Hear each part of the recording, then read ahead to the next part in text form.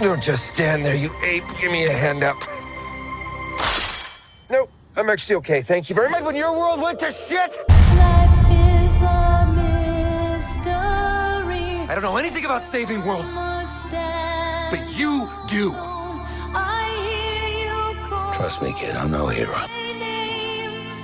You were an X-Man. You were the X-Man. This Wolverine let down his entire world. Well, my entire world needs you. Shake on it. Ah! Nicked it. Just got the tip with your little steak knife.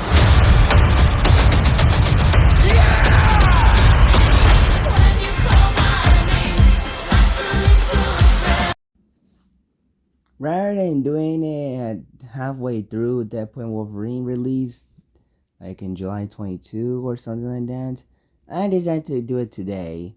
And I'm taking a look at the Wolverine, the second Wolverine movie, even though he was already the lead in the X-Men movies. In this film, Yukio recruits Wolverine to Japan, where he goes throughout it, and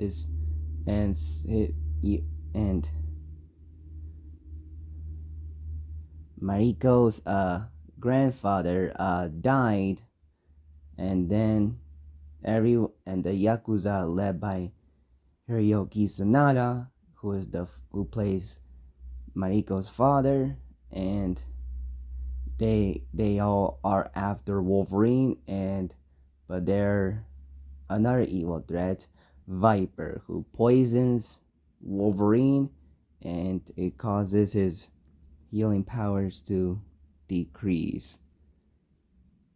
And then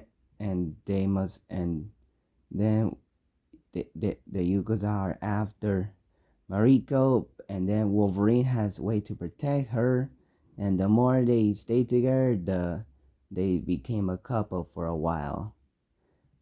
Although Wolverine throughout the movie is hallucinating Jean Grey, who died in X-Men: The Last Stand, and she has some very interesting cameos in it because it's said it's like an important plot point in the movie where Wolverine is having the moments in Wolverine where he feels like he was about to die, and the last time he was about to happen, he says goodbye to hallucinating Jean Grey, which was an interesting character arc for Wolverine, especially that he forms a newer romance that lasted for a while with Mariko, and they had some decent chemistry, and she made for a very cool character, especially when she was being a hero at the end alongside Wolverine and Yukio actually, sorry. And there are a lot of great action sequences throughout the movie in Japan, whether it's the one at the train, even though it's clearly CG'd, or the snow outside with the ninjas, or the climactic battle with Wolverine and the Silver Samurai, in which the Silver Samurai wants Wolverine's healing powers for things that I will not give away about, but it's important. But the Silver Samurai's identity is important to Logan and Mariko, and you'll see why if you watch the movie. And his outfit is pretty intimidating because Silver Samurai's outfit is really huge and ginormous, and his sword is, especially when just destroying Wolverine's claws, he makes for a very crazy, big antagonist to Wolverine.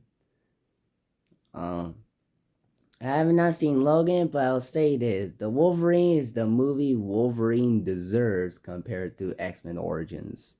It really is, and it really shows, because this really shows how even though Wolverine has healing powers, there are ways that Wolverine cannot have healing powers anymore, and it really shows that thanks to Viper, who is interesting because she's actually based on Madam Viper, who's like a Hydra villain, but because of licensing reasons, she's called Viper, and she's more of a kind of a mutant, which is interesting that they took the Marvel character that is not from the X-Men universe and turned them into a mutant, which is kind of interesting since this was before Disney bought Fox. So it's interesting that there's a villain in it. And I thought she made for a very threatening villain when, especially since she's the one that gets Wolverine having a hard time with his pain for a while until he took off this thing that was inside of him that caused all this. And some of the performances from the actresses that play Mariko and Yukio and Hiroki Sanada makes for kind of threatening for a while. And the guy who plays the Archer is very interesting because he's kind of an anti-villain, where he is doing this because he has to, but when he tries to stop Silver Samurai, feels like he's still who he decided to do it. And he made for an interesting death, I guess. And the post-credit scene that sets up the X-Men Days of Future Past was a very, very good end to the movie.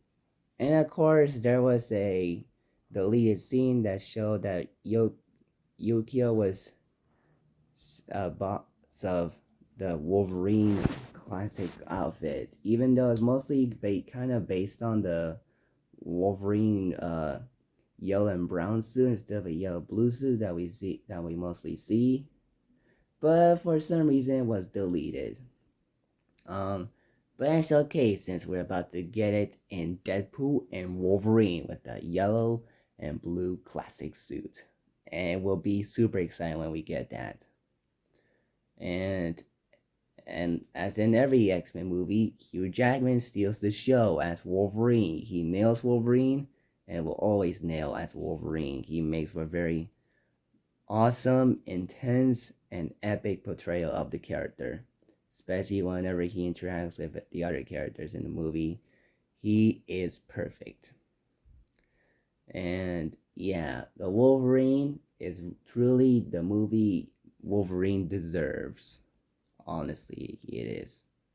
And let me know in the comments below your thoughts on it. Peace out. Bye.